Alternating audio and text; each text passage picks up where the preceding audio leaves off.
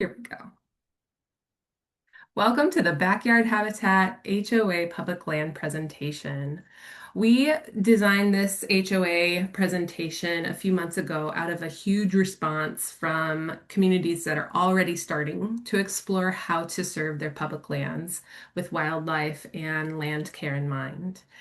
And we've had such stellar folks enter into the Backyard Habitat program from after they've already started restoration of public lands or they're curious about how to get started. And so we wanted to spread the word and share what all of these other folks have been doing.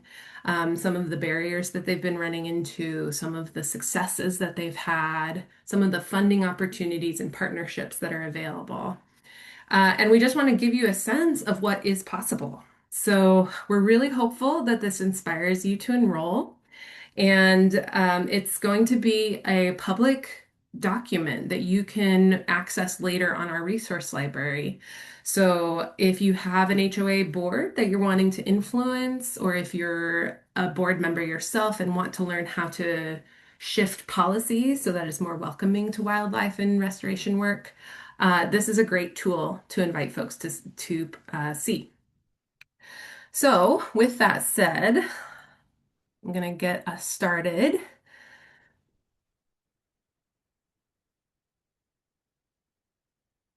And if you didn't know already, the Backyard Habitat Certification Program is a program that's been around for 20 years.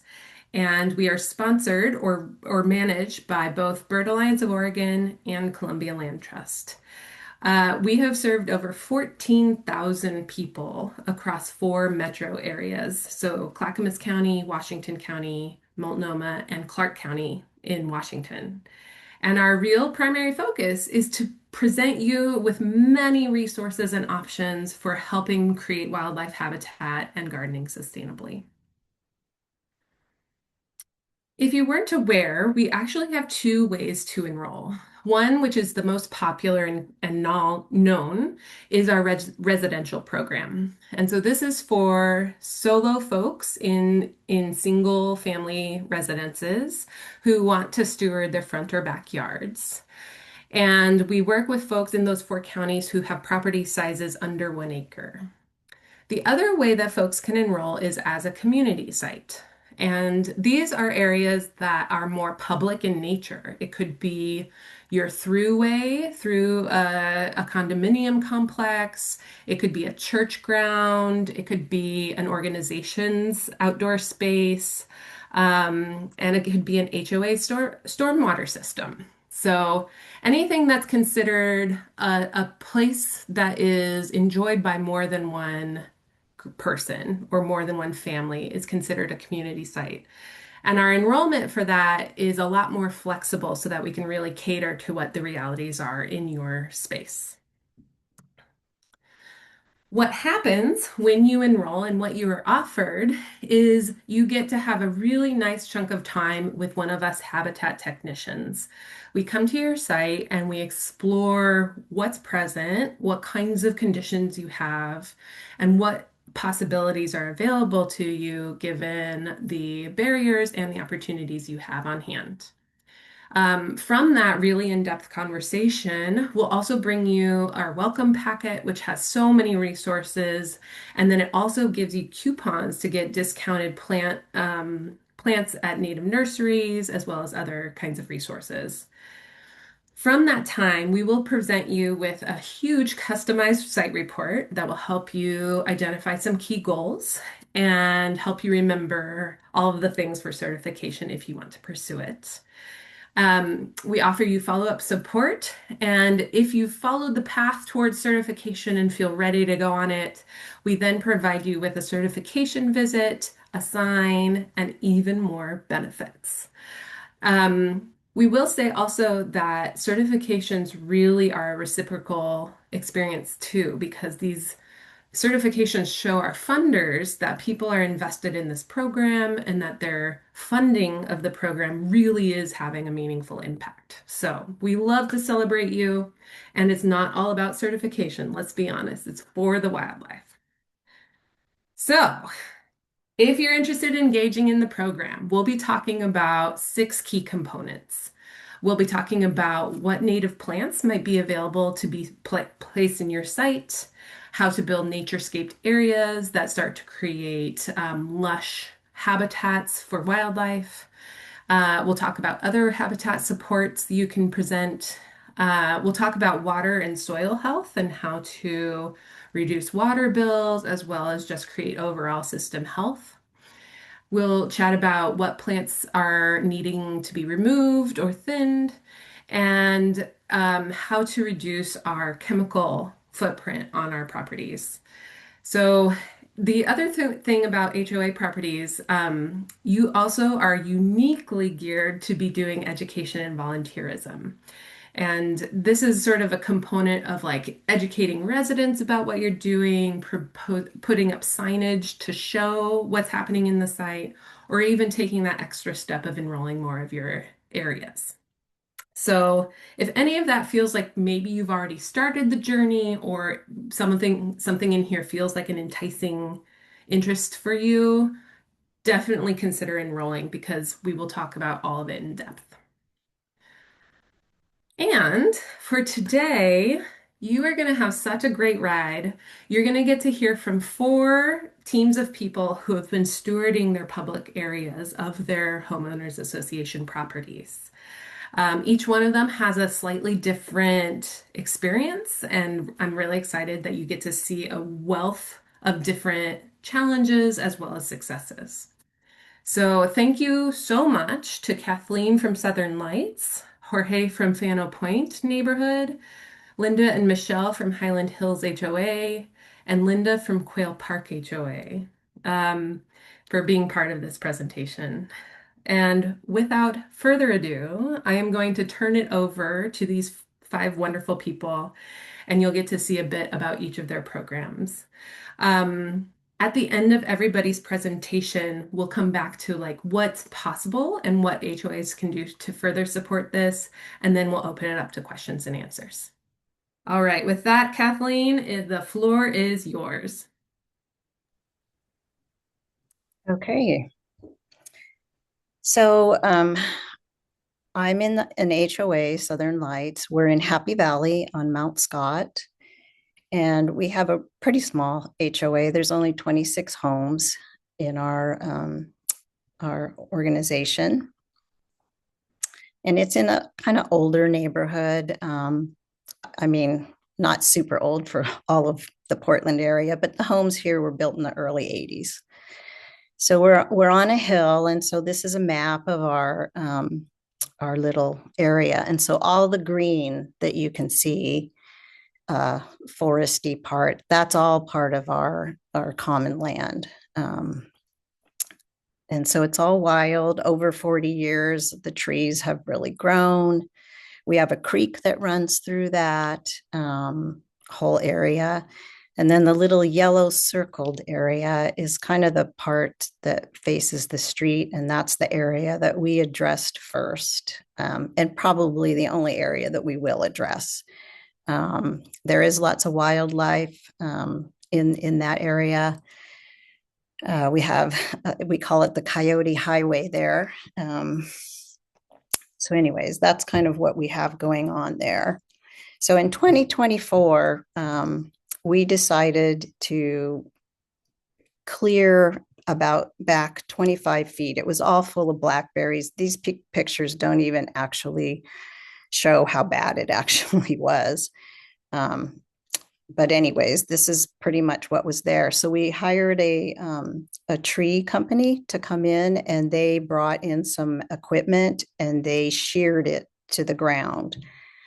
And so then this is the picture that shows that. And so like the blackberries were probably, I don't know, 10 feet tall. And, as I said, about 25 feet into that area. So that first summer, all we did was we just wanted to stop the blackberries from coming back. So we did, unfortunately, have to use some chemicals for that. We used crossbow to just, eradicate them. And it worked really well, and no weeds. And so then we realized, okay, it's been the next summer, 2025,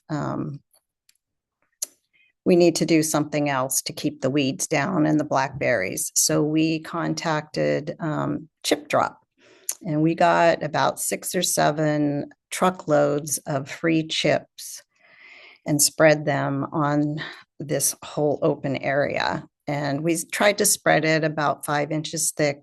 Our goal is keep the berries, blackberries away and the weeds away. And at that point, that's all we really had in mind. And so at one of our board meetings, we're like, what are we going to do next? What are our next steps? And so I said that I would look into, help. We were just researching who could help us with this because we really didn't know what to do. And so I found out that the backyard habitat people would help HOAs. And so I contacted them. And so this is kind of where we are right now.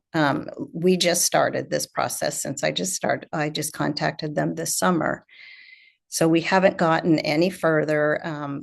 When Kate came out, she did tell us, some of the stuff to pull out the bad stuff. And so this creek area has actually been cleaned up since this picture was taken. So and we did move some of the rocks to where there's that curve there to kind of help with some of the erosion. So that's where we are right now. We're meeting at the end of February. We're going to have a general meeting, and I'm going to present some of this stuff to our homeowners, and we're going to discuss then what our next steps are. And our next steps may actually be we're done. I don't really know where we're going to go with this yet until the community decides what they want to do. So that's kind of where we are right now. Awesome. Thank you so much, Kathleen. And I appreciate you mentioning that so much of your decision making is your residents drive that. And so that's a reality of many Mm-hmm. HOAs, right? Yep.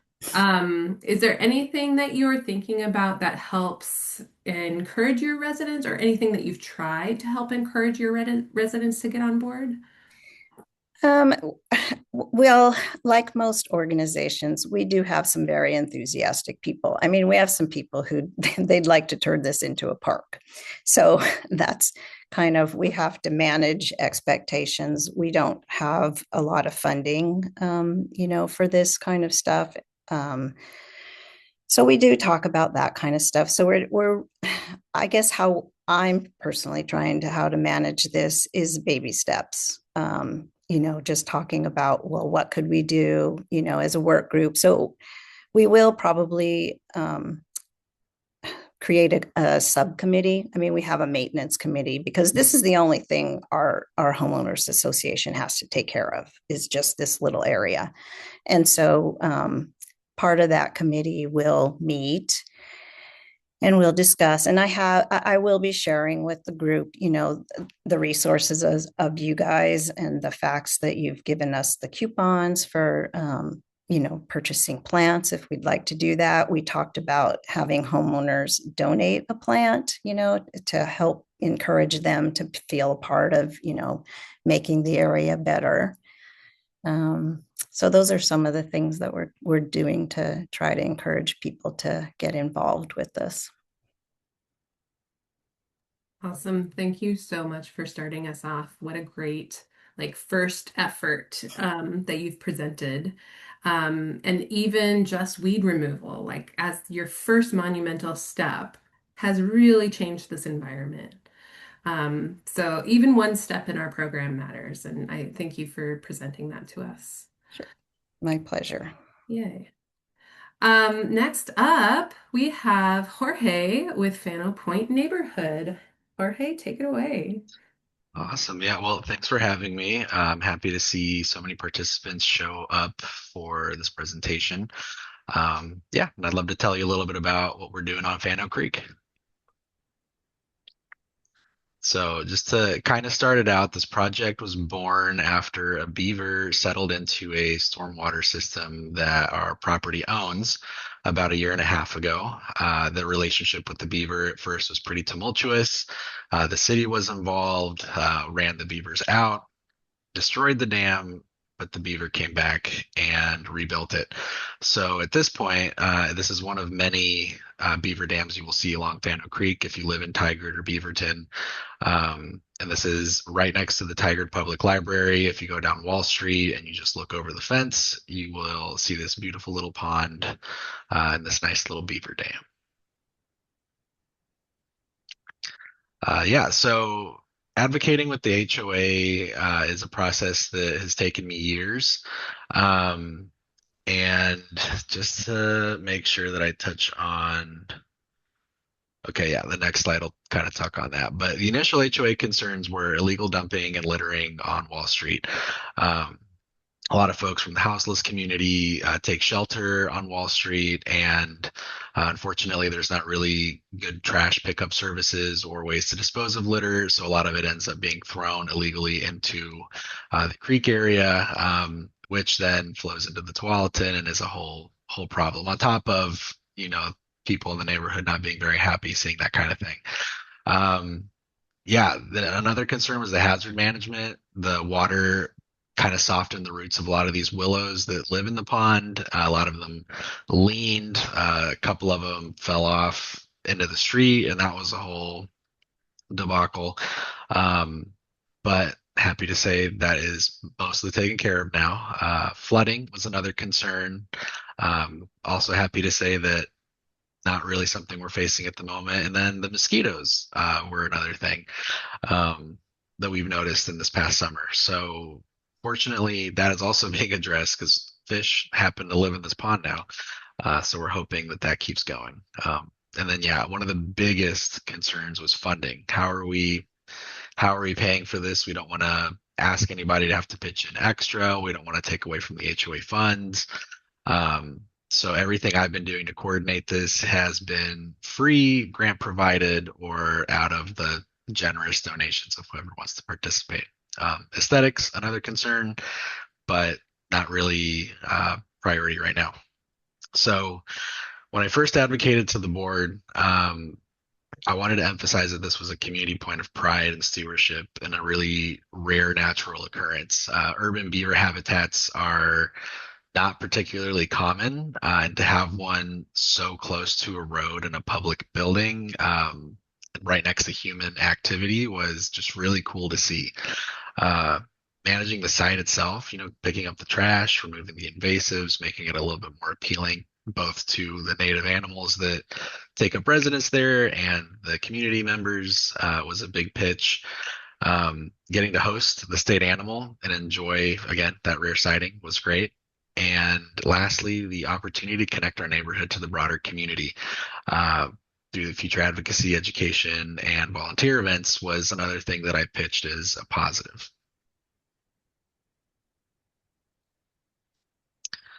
Yeah. So navigating funding and permission slash barriers. I guess I'll preface all of this by saying that before I even got involved with the HOA on this project, I had started developing relationships to kind of open them up to receiving this idea. And that involved things that had nothing to do with environmental restoration. It was a lot of meeting the neighbors, helping people out when they needed help, gaining people's trust. And I want to say that that's probably the cornerstone piece that enabled any of this to be possible, was that relationship community building. So looking at the previous slide when we talked about money, partnering with nonprofits, it has been the biggest way that we've kind of overcome the financial barrier. Tualatin River Keepers have kind of come with us into the stewardship journey and have provided huge support in cleaning the space, providing plants. I've become deeply involved with them as a crew leader and a representative to Lewis and Clark College. And now Backyard Habitat is involved in the equation too.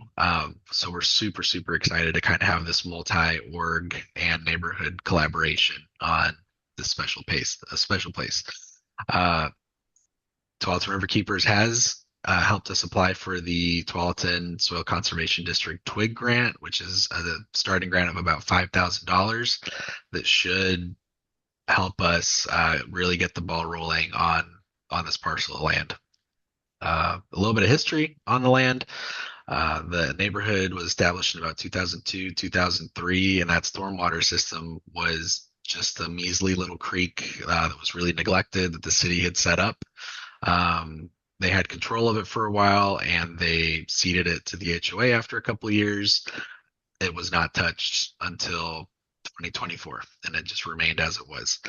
Um, so we seem to have broader support from the HOA to continue developing this. I've kind of taken lead on it. And I think that having these other organizations backing me up has provided a lot of security to the HOA and the board, having them think about this being a more professional, invested, thought out endeavor, not just, random guerrilla restoration efforts. So yeah, volunteer recruitment has been and will be probably the hardest part of this entire equation. It's a little under an acre worth of space. It's pretty wet. It's pretty slippery. Some of the work has to be done in the water. So recruiting people that are willing to do that is no easy feat. We've held one community event at this space so far. We had a show of about two of the neighbors. Um, Increasingly, more people are coming out to just enjoy and look at the space, which is also wonderful. There's no need to participate more than just appreciating what it is. So we did a little bit of trash removal, ivy cleanup, planted a little bit of salmonberry and nine bark, which are thriving. And Tualatin Riverkeepers, again, their support. If any of you live in Washington County and want to get involved with this org, I highly recommend it. Eric Horngren, the volunteer and projects coordinator for the org, has been working with me directly on this. And I can't be more grateful or advocate enough for anybody in this presentation to join up with another local org to really maximize your return on investment here. Like I said, I work for Lewis and Clark College, and so kind of tying this into other communities like the students involved in environmental defense at the college, or other participants like the rowing team, for example, coming out and helping has really provided opportunities outside of this site, but it's also opening up the door for people to come into this space that are not just from the Phantom Point neighborhood. And then, yeah, eventually we'd like to get the city involved a little bit more officially, having it be a space that community members can enjoy and look at, maybe some signage to educate people on how it was formed, what beavers do for our ecosystem. But at the time, being that the neighborhood is a little bit more reserved, this hasn't been like a huge jump. I guess before I jump into our last slide here, I'll say that March 14th, Tualatin River Keepers will put out a volunteer event to come support this. If any of you like doing that kind of thing, I highly suggest joining us. Yeah, so that's going to be the next step in the cleanup process here. Yeah, for our last slide here, I'll just share a couple pictures. On the left, we've got the beaver dam. And if you look at the right and the bottom, you kind of get a scope for this little marshy area that the beaver has built. Pretty incredible stuff. It holds a lot of water and it's about waist deep, which was unexpected. And as you can see, there's a lot of ivy in the back, a lot of blackberry towards the front, and a couple other pockets of invasives here and there. But it's a sizable chunk of land, so I'm excited to be partnering with Backyard Habitat. I think it'll be a good time. So thanks for your time. Appreciate it.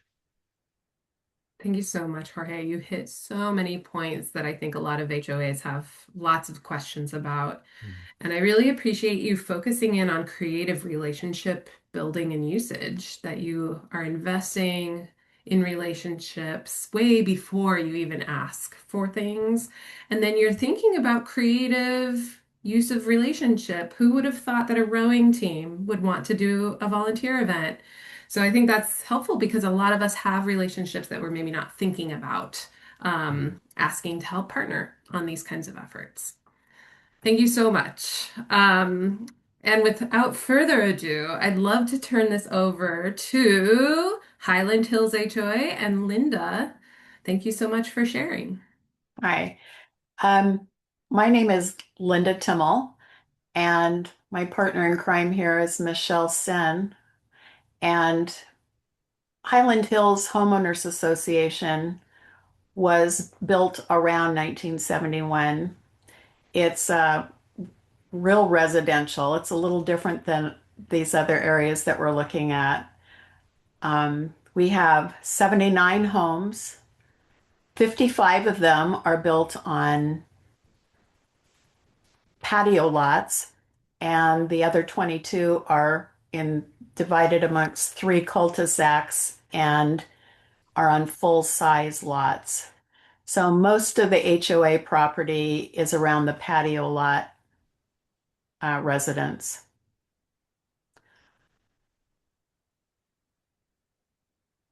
Okay. Do you want me to join in too? Yeah, Michelle, go ahead. Okay. One of the things that really prompted our getting back or doing this project was because our clubhouse, which is right by our pool, was remodeled in 2022. And so it was remodeled inside and out. And as a lot of projects go, once you do one part of a project in a community space, it sort of makes the older part of the space look a little more shabby. So this is what our shabby area looked like, and we wanted to create a native demonstration garden in front of that clubhouse. You can see there are a lot of really old, kind of worn out shrubs that hadn't been managed really. They had mostly just been molded, clipped into the circles. And so we really wanted to try to improve that area and thought that it would be a great way to try to introduce more native plants. The other thing that probably prompted our project was that we were getting complaints as the landscape committee about the boggy areas. This was a really wet area, and we have a very old irrigation system. So people wanted it to look nice, but it also was difficult to manage because of the water. So we weren't quite sure what would grow in that area. So that was part of our wanting to get something different there. And I think Linda is going to talk about improving our landscape management practices. Yeah, we showed up at a board meeting one time, and the budget committee had just met to decide the next year's budget, and they decided that we were spending way too much money on water, and we were. Um, we were spending, it was between 15 and $16,000 a year on water, and it was mainly grass. That we were keeping big areas of grass green, and they wanted us to cut our budget by 60%. Okay, so um, we thought, okay, what are we going to do? We're going to embrace what we have. We have a lot of moss, and we decided the moss was green, and we were just going to let it grow. And we were going to our past practices were to kill the moss off every year, and then they'd aerate the ground after it died off. They'd reseed, and then we'd have to water more to make the grass grow. And then 2 years later, we'd revisit that same area, kill off the moss. It just became just over and over and over again. So we thought, we're not going to kill the moss anymore. From a distance, it looks like lush green grass, and it was soft under our feet when you were walking on it. So we embraced our moss. We decided that we weren't going to do any weed control, really. Our best weed control in a lot of these areas were built, most of these houses are built under in kind of fir tree groves. And just to let the fir needles mulch and deter the weeds. When we got a new landscaping company, we liked at first that they were blowing our beds clean of all the debris. And everybody said, oh, look how neat and tidy everything looks. But I noticed around my house, my ferns weren't doing very well. I was losing, Oregon grape wasn't doing very well. I saw weeds that I had never seen in the 25 years that I'd lived there.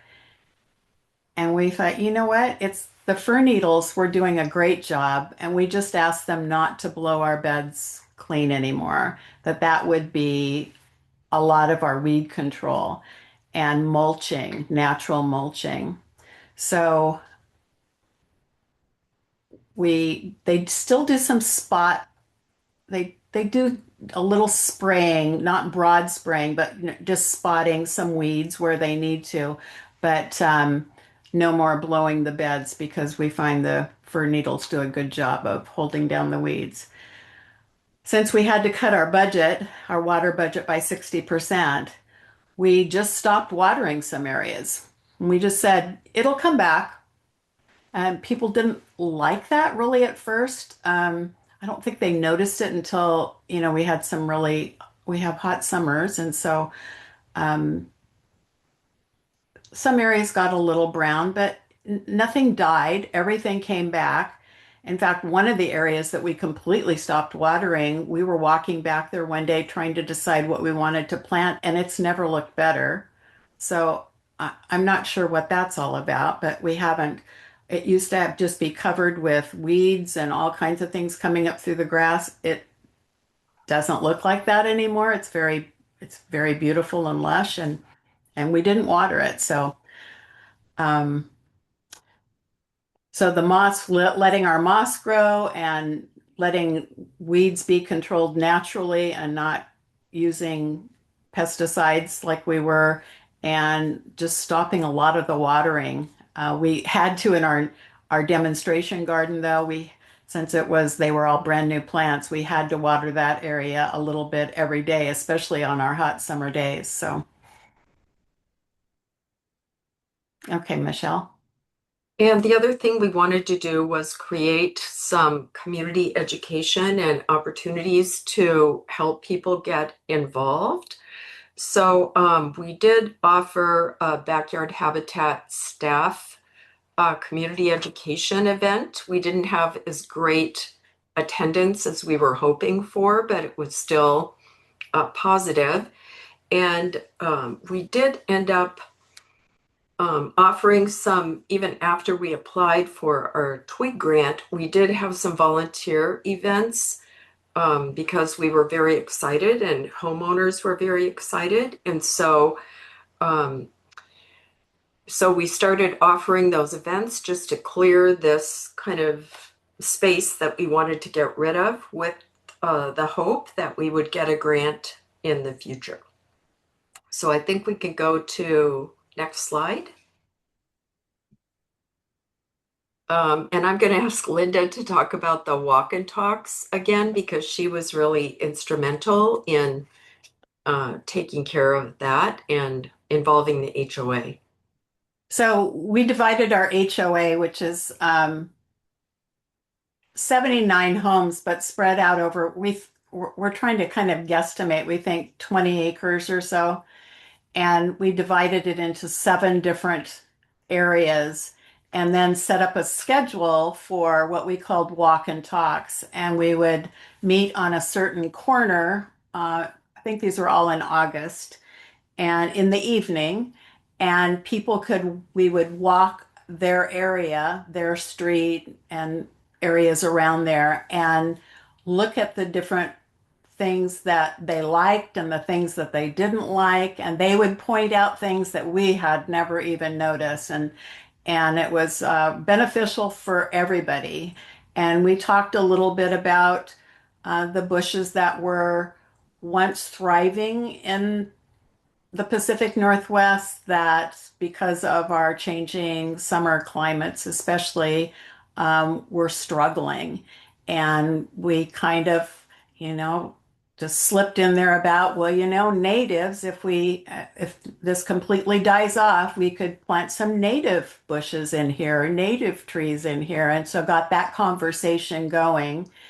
Um, but we think it was a good way for them to feel heard, and it wasn't as well attended as we thought. We always had somebody in an area or a couple or two, maybe two couples from different households that would join us for the walk and talk, and we hoped that they would talk to their neighbors. And anyway, I thought it was a real positive experience. We learned a lot. We found an area that we didn't even know existed, um, that I guess we thought was part of a homeowner's property. Um, anyway, we learned a lot. They learned a lot. I thought it was beneficial for everybody. And I think the communication was very crucial in trying to help people feel like this was our community, and we tried to emphasize that. So we also facilitated several work parties for, that's okay. You can You go could ahead put, to the next slide.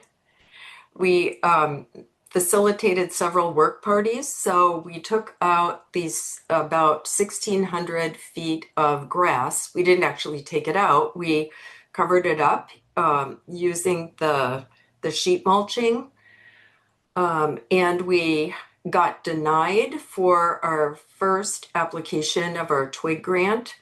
So we did several chip drops and covering up this grass before we were actually denied the grant. So but we did have about 74 volunteer hours during that time, which we thought was really positive. And then we were denied our grant the first time. So we went back and reapplied, tweaked it a little bit, and we did get our grant in August of 24. So that's when our real project kind of took off. And Linda worked with Neighborhood Association. You can talk about that. we have a Highland Neighborhood Association board member, Reggie, who is very enthusiastic about planting trees and native bushes and trees in Beaverton. And he also got a twig grant, and I think has for several years gotten special funding. And we got another 30 bushes and trees free um, from him. So we he has big events, volunteer events where people can plant those. It never worked out that it was when we had a plan for everything. We knew what we wanted, but we wanted to be very sure of where we had things planted. And so we had our own volunteers and our landscape crew that we hire plant all of those bushes and trees.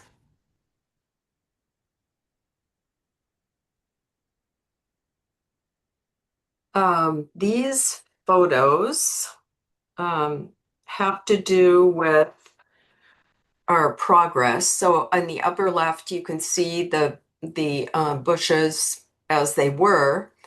Down below that was one of our first volunteer events where we ended up digging out a lot of those shrubs and spreading our chips. And so with this little sidewalk going up to the front door of our clubhouse, which also there's a pool behind the row of arborvitaes, so it's a high traffic area. We spent the first summer was just chips and a solitary vine maple in the middle of that bed.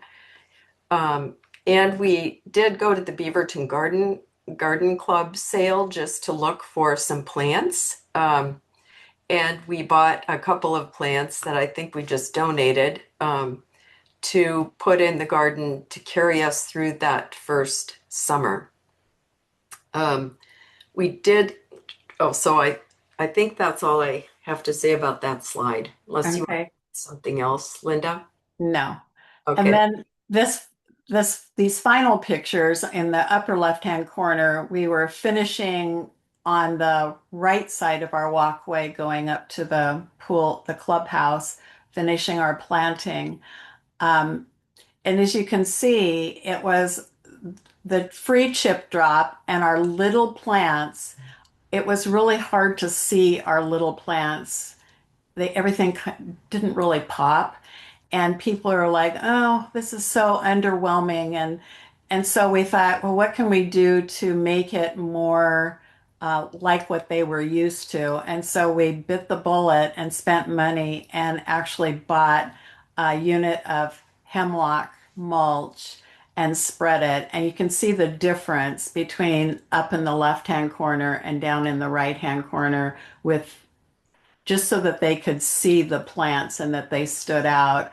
Um, and you see our new fence in the background that was one of our homeowners built. We bought the lumber with part of our twig money. And then this other sign looks like a professional park sign. He also built for us as a surprise. And so we have our twig signage on it and our backyard habitat certification signage on it. They're two different spots where we can put in the summer. We tried to do it in the winter, but they got wet. To put, different kinds of information that people could take with them, like things about backyard habitat or native plants or something. So, and right in front of this sign is just bark dust at that point. And so since this picture was taken, we've have a gravel path with pavers leading up to it so that people can walk off of the road and come up to the sign and read what's there and take literature if they like. So we've planted a total of 165 plants in this area, and we ended up having over 300 volunteer hours from homeowners and our committee. Linda also created a resource notebook that we have in our clubhouse that has information on each one of the plants that we've planted. We She has info about backyard habitat, and so that's available in our clubhouse, which is a meeting area for the board. It's a very popular place in the summer because families can hang out in there. There's a kitchen. People rent it for or use it for birthday parties if they're in our HOA. And we also have expanded our vision. So we're focusing on identifying other areas of the HOA that we want to improve on. And our landscape crew have been very helpful in the process, and they've encouraged us to try to focus on one area at a time. And we also have developed a plant profile so that if homeowners want to plant things in the future, we're hoping that they will use the Portland plant list and use the plant profile that we've created for future areas of planting in our HOA. I think that's it. Yeah. Wow. What an overview. Thank you so much for sharing your project with us. Something that really popped out was that the land and your financial checkbook were telling you the same story, that resisting where nature was headed was actually costing more money and it wasn't actually working so well. And so you actually shifted to an acceptance of, well, nature is seeming to go this way, so why don't we go along with it? And what a ride you've been on to educate all of the partners, including your landscapers and your residents. Thank you so much for sharing. Yeah, thank you. Uh-huh. Well, to wrap us up is our other Linda from Quail Park. We're excited to hear from you, Linda. Hi, my name is Linda Donaldson, and I'm actually a board member for Quail Park Homeowners Association. And we started our project back in 2019. The board voted to go ahead and start a restoration since we had a big mess on our hands. Quail Park has 93 individual homes in this area of the map, and anything that's in green is what we call common area, and therefore the board is responsible for keeping that up. It's very hilly.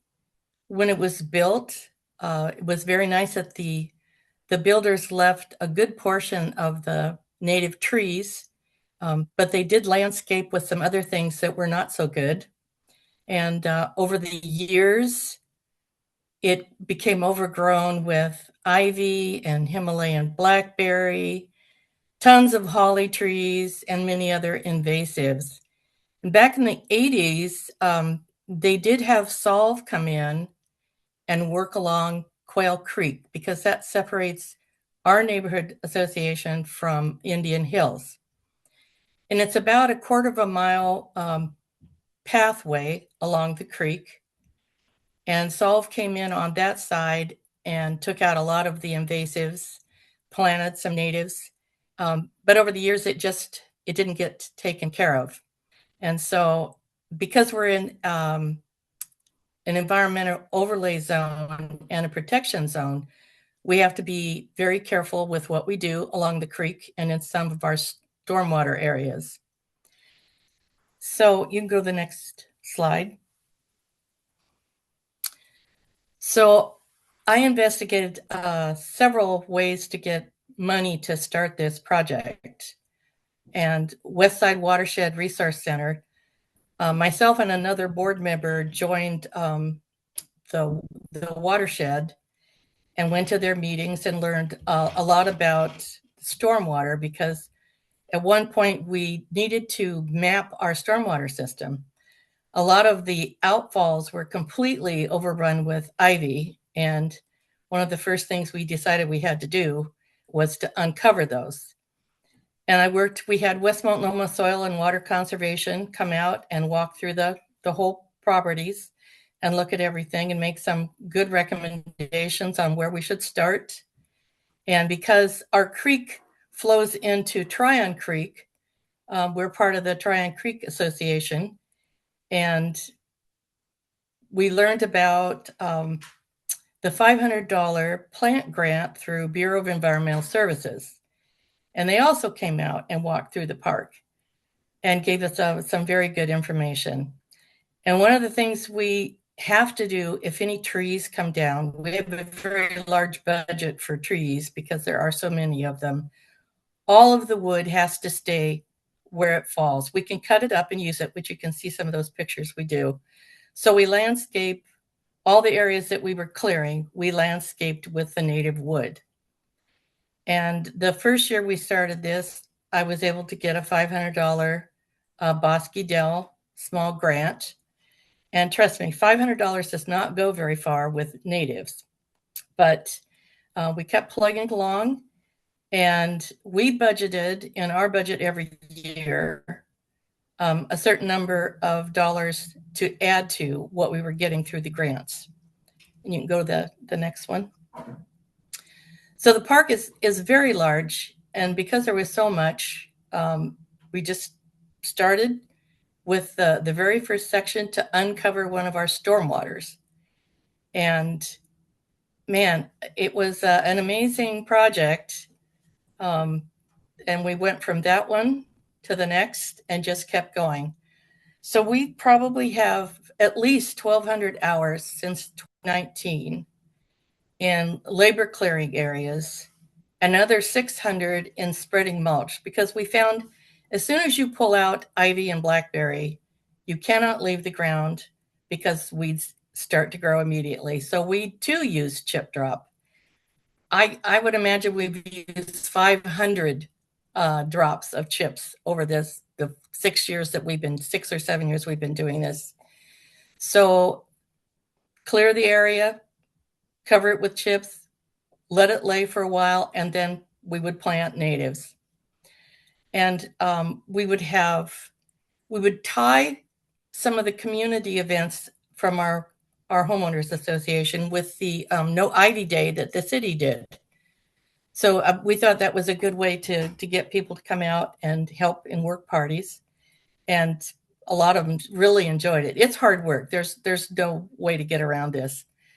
And every time we cleared something, we would take before and after pictures because Bureau of Environmental Services required that for the $500 plant grants. And all of the work we would take pictures of and post it in our monthly newsletter. So our homeowners knew exactly what we were doing, where we were doing it, how far we'd gotten, what our natives were that we were planting in there. And everybody got involved. We also provided a lot of education to our residents about the natives, our stormwater system, the wildlife we were supporting with this. And as we went through with the before and after pictures, I created a PowerPoint presentation to show our progress and pictures of all the natives. And we put that on our HOA website so that people could see how we were progressing year to year. If you go to the next slide, the two biggest areas we started with, this was one of our stormwater creeks. There's a green street that's attached on Southwest Huber that flows right into that area, and it was completely covered in ivy and holly. So that was one of the first ones that we cleared out and uncovered, used a lot of the wood that we found. It doesn't look like this anymore. It's completely grown up with natives. But it was such a wonderful thing to find the creek again. We hadn't seen water flowing because it was completely covered with ivy. So you can go to the next slide. And this area is down at one of our entrances, and it's way hillier than it looks, let me tell you. And this was an area that was ivy covered, blackberry covered, and now it's covered in natives, and everything's so grown. It's so beautiful. We only use the wood chips. We don't use bark dust anymore. This was 1 acre worth of property that we cleared. Then on the other side of the road, I don't have pictures of, it was another acre. And once we got this far in our process, I knew about the backyard habitat because a number of our homeowners had gotten certification. And so I decided to get certification myself. And when the person came out and we sat and talked, I told them about all the work we'd done in the park. And she said, well, we can certify an HOA, which I was like thrilled. So we had them come back out and we walked the entire park, all the pathways. And that day we were certified for 2 of our first areas that we cleared, gold certification. And then this section and another one across is still in progress because this is a huge area. It covers 2 acres and it is a lot to pull out. There is that horrible canopy vine and blackberries everywhere, but we think this year we'll have them come back and both sides should be at least gold certification. So we've planted probably 45 to 50 different native species based on how much water they need, if they're dry tolerant. This area right here is very dry tolerant. All the areas along the creek, of course, are wet tolerant, and everything's just doing wonderful. There is no grass in Quail Park, thank heavens.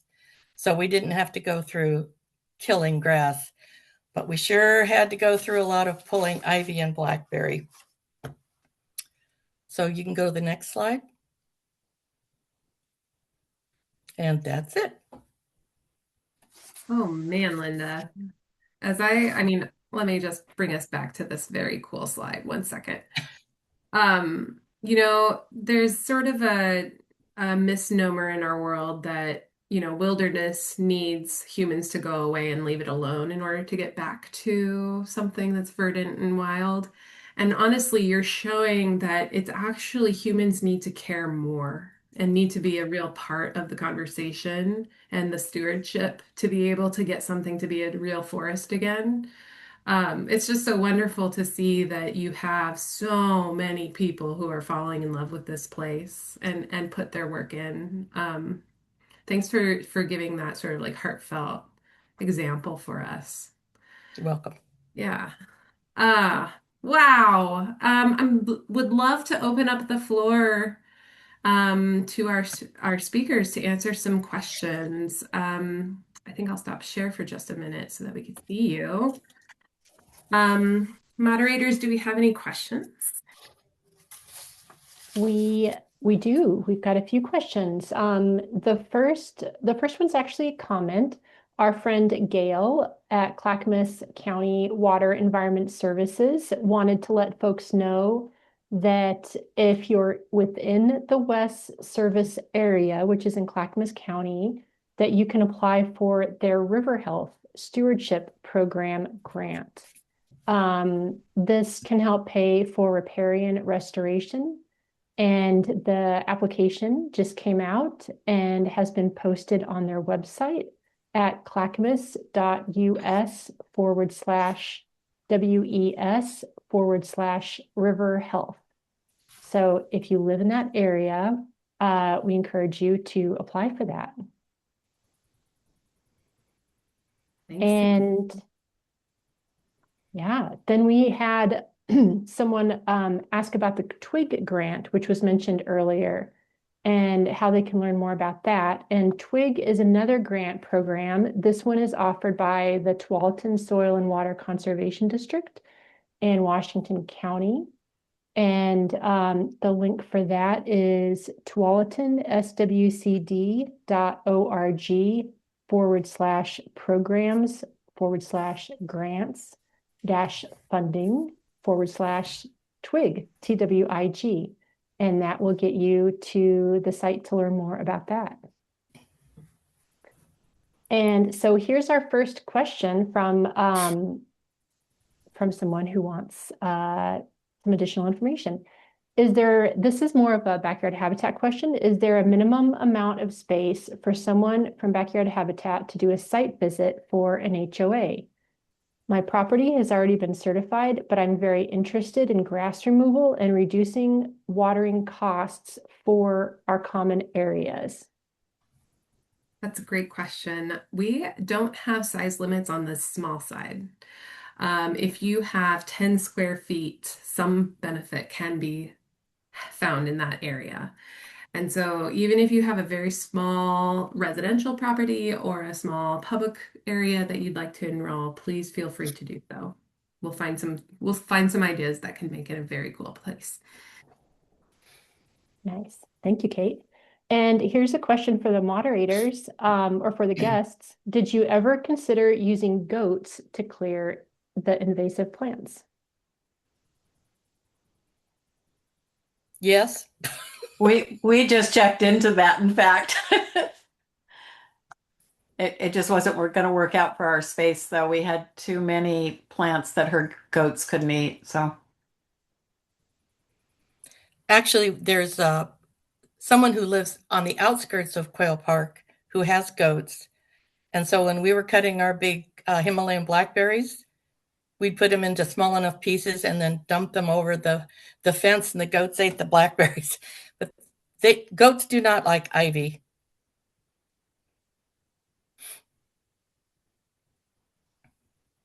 I saw that somebody had raised their hand. If you want to come off mute and ask your question, you're very welcome to. Hi, everyone. I was just writing my question in the chat. My name is Ariana Cioni, and I work for West Multnomah Soil and Water Conservation District. And I just want to say I'm so inspired by all of you. what amazing work you have done. It's beautiful to see the impact that your land tending has had. And I just wanted to share if your project is within West Multnomah County, so it's west of the Willamette River in Multnomah County, you can apply for two different types of grants. There's the Ripple and the Splash, which are very similar to Tualatin Soil and Waters grants. And then just a note that goats are indiscriminate eaters, and so they'll also eat your natives. So if you have any kind of native vegetation, goats aren't necessarily the best option there. Thanks, Ariana. Tyler, you have your hand raised. Feel free to come off mute. Hey, everybody. So, again, just like she said, wonderful job, everybody. The presentations were awesome. It was a lot of fun to sit back and listen and see the similarities that I hear in the HOA community. So, again, obviously, I'm Tyler King. I'm with owner of King Stormwater Services. So I grew up in Camas and Washougal. That's my hometown. And so also grew up on property with over 5 acres of nothing but blackberries. So little pro tip, one area, if you ever have a spot, and I do this with my stormwater facilities when we do full restorations, I go into them and they're absolutely completely full of nothing but blackberries. One trick a lot of people don't realize is if you can get those cut all the way to the ground, you don't have to even remove the root system, and you get a good grass seed blend going, and then you can get continual mowing. The grass seed roots will actually choke out the blackberries and win the fight. It's when you let the blackberries canopy over, then they shade the grass, and then the grass dies. So obviously in the stormwater world, we can't do any spraying inside of those retention pond areas. But one thing I see, and actually how I even learned about this, was Brian Monin with the city of Camas Stormwater. He actually shared this throughout social media and stuff. So that's what keyed me in about this. So I did make a note in there. Another thing, if you guys ever find yourself with anything stormwater related or even just natural creeks or streams, like the pictures earlier with that erosion, I'm more than happy to come out. I don't expect to be paid. I don't expect to be hired. I just, because I respect the fact that you guys are doing this at no cost. You're not being, you're doing it for your community. So if you ever have any questions, please feel free to reach out. The most I'd ask for is if we come out and spend some time, maybe you can leave me a positive Google review. But like I said, I appreciate everybody's time and what you're doing. And if you ever need us, we're here to help. So What a generous offer, Tyler. Thank you. Also, just because we're on the mention of stormwater retention places, all of you live in a city that might have some stormwater facility policy and infrastructure, and also may lack funding to fully care for these properties or their abutting properties. So I think cities are also very interested in partnering with you if you have a stormwater facility and have the desire to help care for it. Feel free to check in with your cities about the regulations around that. I had a question for our panelists. What surprised you in this journey? Anything that you didn't expect?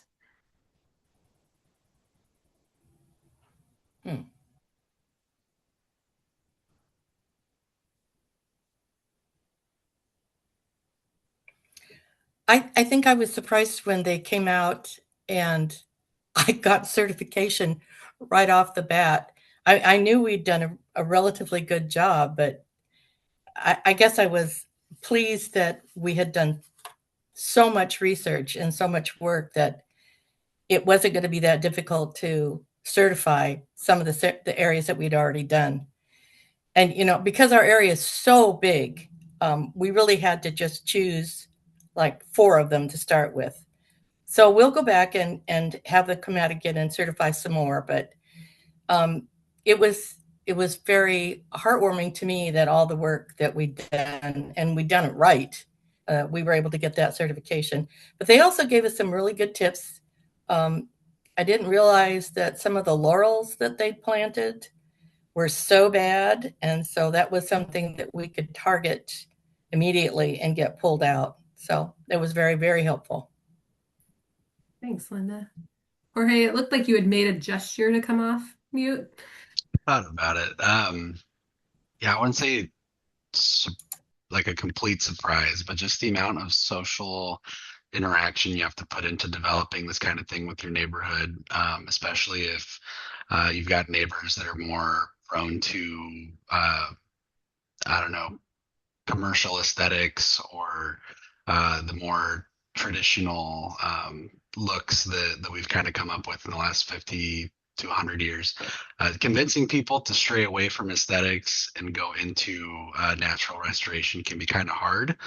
Um, so yeah, the amount of socializing and relationship building that I had to do to advocate to even keep the beaver dam and maintain the space uh, was, and it still is an ongoing relationship process. So yeah, that's quite a journey.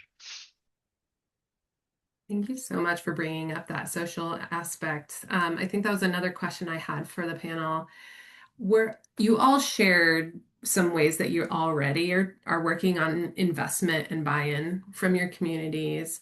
Have any of you found something that was a really key component to getting people interested in seeing this change happen or to start volunteering with you?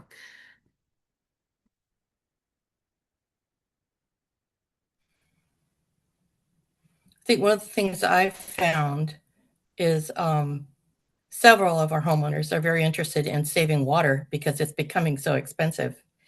And when you teach them that the natives, especially the ones that are dry tolerant, aren't going to cost them that much, it's an easy sell. So that's what we do. I saw maybe the other Linda or Kathleen maybe moving towards coming off.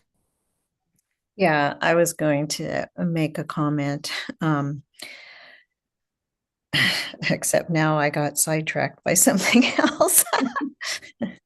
But I think actually what surprised me the most is what I've learned from this presentation, to tell the truth, because we're just starting. So the community engagement is really important.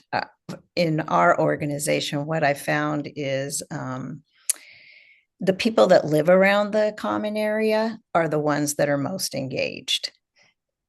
But once we did do all the clearing, as people would drive by, and even like friends of mine that would, don't live in the neighborhood, that would come by, were commenting on how much nicer everything looked. And so I think just doing something really is a way to get people engaged, because they had no idea what it could look like. And like seeing the pictures of all of you that have had more progress, I mean, that's gotten me kind of excited about what we can do in our area. So showing is helpful. Thank you for mentioning that, Kathleen, because all of you are going to have this video at your fingertips. And this could be an interesting presentation at a neighborhood association or at an HOA board meeting, to give them real pre and post photos to let the plants speak for themselves, Were there any other comments people wanted to make about your progress or your process? Just one other thing I would add real quick is if you guys do ever come into a real wetland, marshy area or stormwater area and you need sedges or you need juncus grasses, feel free to reach out. I have stormwater facilities that I maintain that have endless amount and that continue to populate, in a sense where we actually have to cut them back, yearly and remove the vegetation so that it doesn't decompose and become higher sediment levels in our facilities. So again, no cost, reach out to me. We can meet up. I'll show you, bring your shovels, bring your muck boots and your little pots and take as many as you want. So that's a source we can offer as well. So Heck, yes. And thanks for highlighting that when you enter into the Backyard Habitat program, you start advertising to everybody else in the program because you all have the sweet little in progress signs. And what that means is that you may be able to start plant sharing. And there's going to be a lot of people who start to have abundant plant life that maybe they're trying to get rid of. So keep an eye out for those little signs. One of the other quick questions I wanted to ask you all is, has anyone had experience editing or reviewing your landscaping policies so that they're more welcoming to native plants and natural landscaping practices?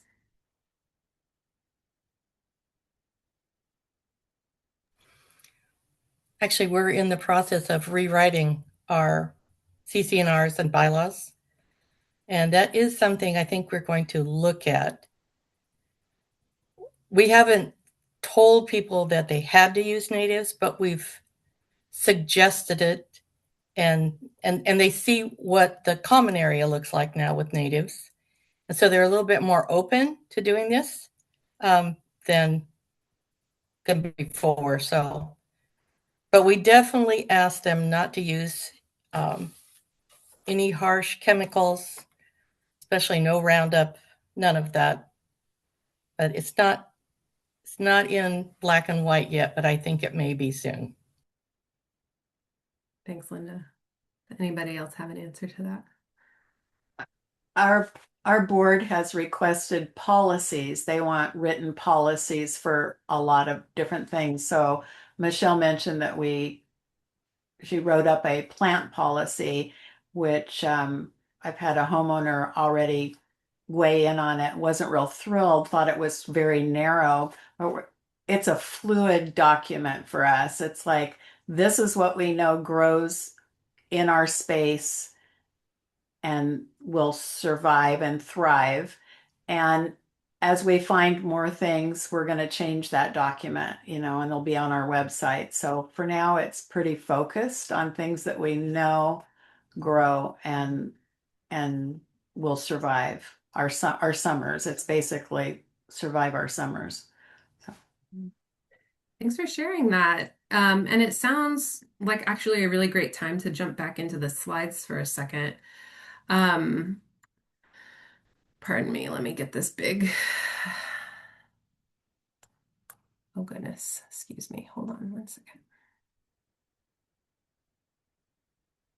Because we're talking about that HOAs, one, have public lands that your landscaping committees are sort of in charge of, and you also have residents who may want to engage in this program in their residential spaces. And so HOAs have an abundant ways that you can support all of us doing some of this work. So enrolling with us as a community site or encouraging your residents to enroll is one really easy first step. And these policies maybe were written in a time where, like Linda and Michelle showed us, cute balls of plants that had no pine needles underneath and were watered constantly was the main landscaping practice. So reviewing our policies can actually open up a lot more people feeling safe and comfortable to practice some of these more novel landscaping practices. One of the ways that you can do that is to make exemptions in policies and exempt naturescaped areas or pollinator gardens. You can also review what plants you have listed as your noxious weeds and remove any native plants from those lists. And I'm drawing upon a lot of data from this next slide, which I'm really excited to share with you. These are really new resources to Backyard Habitat. And I have to give a shout out to Susie Cloutier for sharing these with me. These are now on our resource library. So they are public. And if you go to the backyardhabitats.org website, you'll find our resource library. And in the topics drop down, you can select HOA resources. And these three specifically might be worth a read. This first guide for guides is really for residents of HOAs who are maybe wanting to do some of this landscaping and are curious how to work with their HOA boards. It has some really nice tips and tricks in there. This Enhancing Biodiversity in Private Property and the NWF Guide are stellar workbooks that are written for municipalities and other governing agencies. This Enhancing Biodiversity one especially, it has a common myths and misconceptions about native plants that can really help you advocate for change. And it also has a tool to review your policies to see where you can make changes that are more supportive for these kinds of processes. Both of them also have really nice examples of how to rewrite your policies and reshape your landscaping practices. So I highly recommend taking a look at them if you haven't already. And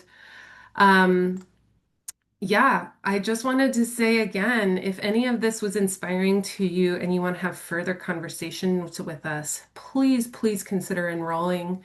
It's an easy way to get into it, just going to our website and hitting the enroll button. And then we will have many more fun conversations to have with you. I saw that there was one last hand, and so I wanted to just give a little bit more time to questions if there was somebody who had a burning question. Yeah, Sharon, go for it. Hi there. I just wanted to say that I'm a resident and I'm in the backyard habitat program.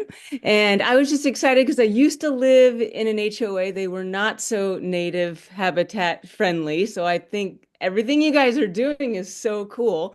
I'm also an illustrator and I've made some kind of like cute signs for native habitat. And so I put it in the chat. I'm happy to donate a sign to anyone who's been on this call if you just want something else. They kind of have specific things, whether it's Leave the Leaves or native pollinator gardens or just that you have it under progress. So I put my link in. So just if you're interested in one, just let me know, email me, tell me you're on this call, and I'll send one to you.